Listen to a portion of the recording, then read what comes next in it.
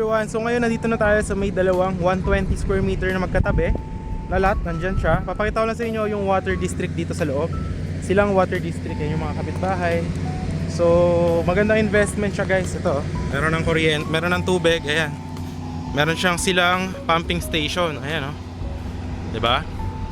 Tapos yung lote, ayan, ganyan lang, kakalanlan dyan. So wala kang magiging problema sa tubig. Yung mga kapitbahay, ayan, any house design naman siya, ganyan. Alright. Ayan o, marami na rin nakatira dito guys. Ayan. So yung dalawang lote is just around there. Ayan na mismo. Ayan ito, pakita ko sa inyo. Alright. So yung dalawang lot natin na 120 is just here. Magkatabi dito. So ang maganda dito guys, ang dami na rin kapitbahay. And ang weather ngayon is 12 noon, sakto guys. So wala tayong problema sa weather, init or what. So ayun na siya. Ito yung dalawang 120 square meter. Ito, tsaka ito. Ayun siya. So meron na rin tong muhon guys. So papalinis na lang naman to, kasama naman sa maintenance. Monthly dues is 200 pesos per month. So ito yung lot. Ayun siya. Yan yung mga kapitbahay guys. Ayan.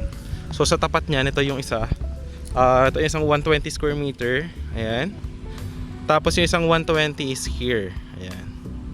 Alright. Tapos kapag pinasyalan nyo siya dito, may isa pa siyang lote na corner lot dito. Bali dalawang inner lot na 120 yan guys. Ayan. Ito siya. Okay. Tapos ikutan natin yung ibang mga kapitbahay pa. Alright. So yung water district is nandun lang sa kabila. Ayan, nandun. So wala kang magiging problema sa water. Ayan, tapat na mismo nung house yung 120 square meter. Tapos electricity and water is wala namang problema. Ayan. Tapos yung guardhouse doon, meron na rin guard dyan. Okay. So yun. Pakita ko lang din yung ibang mga vibes dito ng kapitbahay para mas appreciate nyo din siya. Ayan. Ayan, ito yung ibang kapitbahay dyan. Alright. Ayun, maganda yung bahay na yun, no? Isa. So yun, no required house design naman dito. So it's up to you. So yun, dito 10k per square meter na negotiable na yan guys. Mura na po yan.